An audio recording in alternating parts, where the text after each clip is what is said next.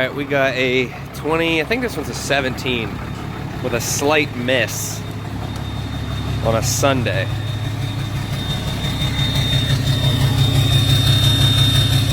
Really noticeable when you put it in park or in drive or reverse.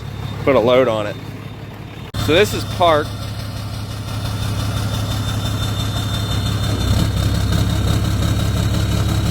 You can really hear it there. Let's say 295. Just checked the blow-by. Engine, there's no blow-by, not even a chance. We're gonna do an injector kill test and we'll see which one it is. Went through and did the kill test. Number 2 makes 0 difference at all. Number 1 makes about a half a difference the rest of them make. So I'm gonna get probably 1 or 2 new injectors in this thing and send her down the road. They were all 6 brand new about 30,000 miles ago. So the fact that 1 and 2 are going out tells me we probably got bad fuel somewhere.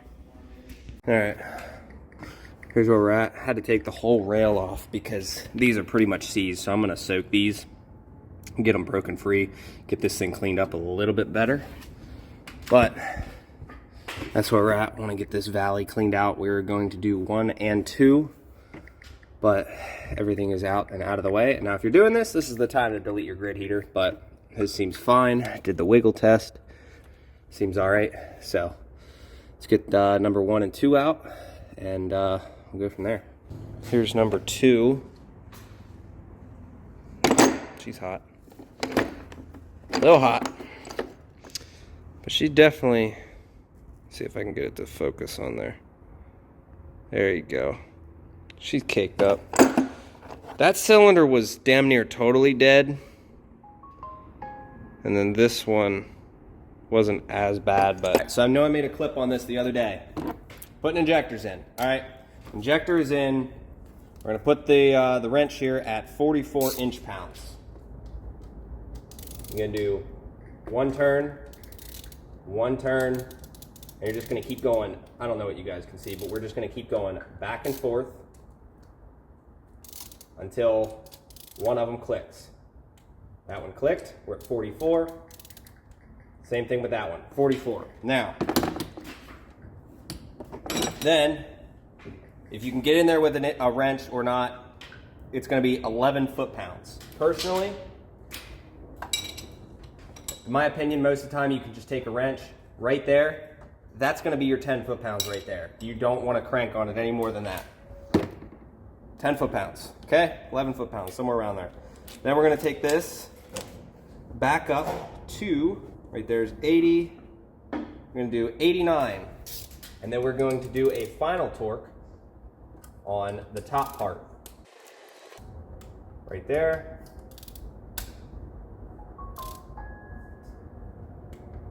Right there. Make sure the other side's still good. Cool. There's 89. Now we're gonna go back to the other side and we're gonna give her a final torque, 44. Okay? 44 end, 89 end. So these 18 foot-pounds, make sure that this is still in the tappet before you torque that down, because if not, you're gonna start pushing these down in, and if the piston's right there, you can cause a problem. You'll bend a valve. Luckily, most of the time it's easy to catch, but if you go to crank the motor over and you didn't catch it, you're gonna have a bad day.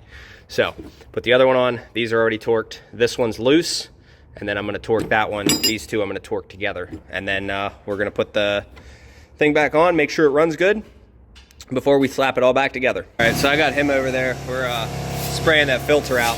I'm gonna vacuum this real quick, get my pick in there, and just clean all that stuff up, and then we're gonna throw that rail in. I just went through and cleaned this,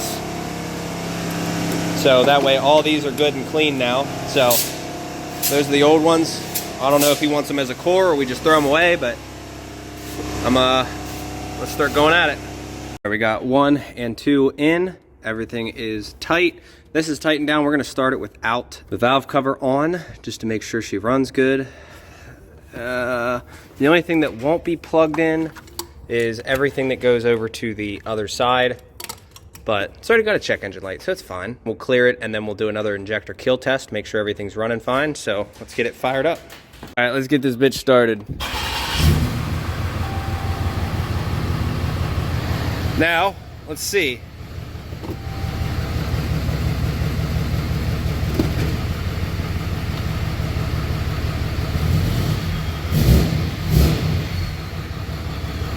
All right.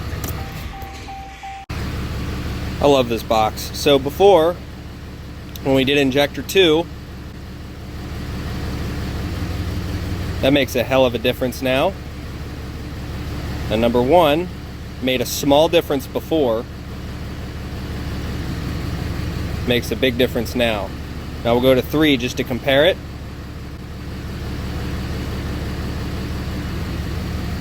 There you go. Actually, if anything, I think 1 and 2 are stronger than 3. Let's see how 4 is. Yeah.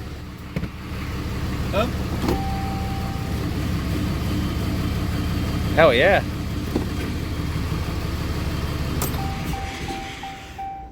Turn that off. Alright, she runs really good, no misses. So we're going to throw it back in.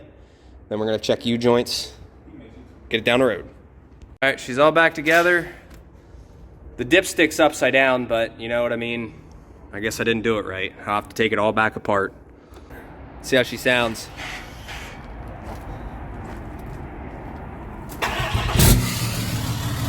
Yeah. No miss. Give her some free revs.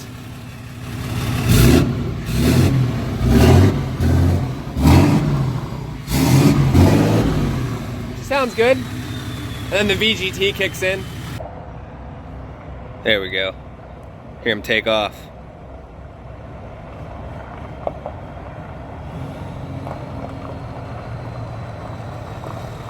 Sounds beautiful.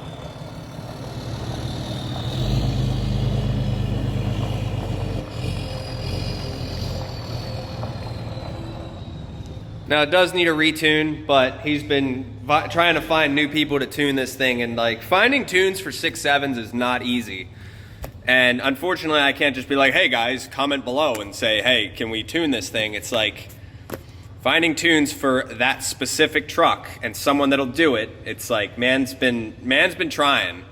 There he goes. It runs so much better.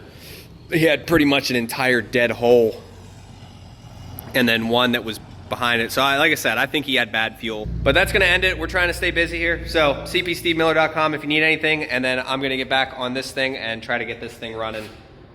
And it's definitely been the adventure. We only have 1 code left. It's a crank sensor code. I did get it tuned and it still doesn't start. So we have a crank sensor code, and I've been doing the wiring, checking all the voltages, unplugged the crank sensor.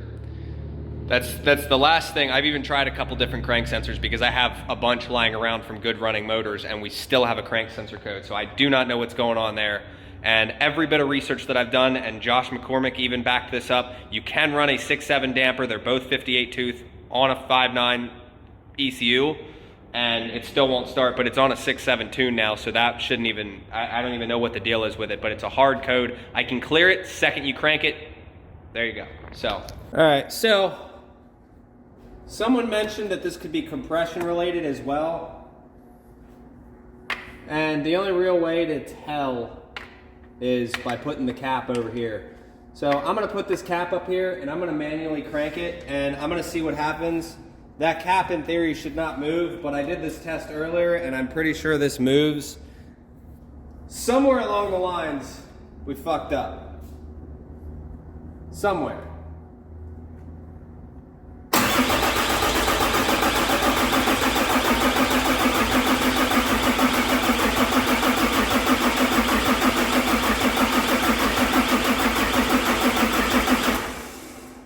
That's not good.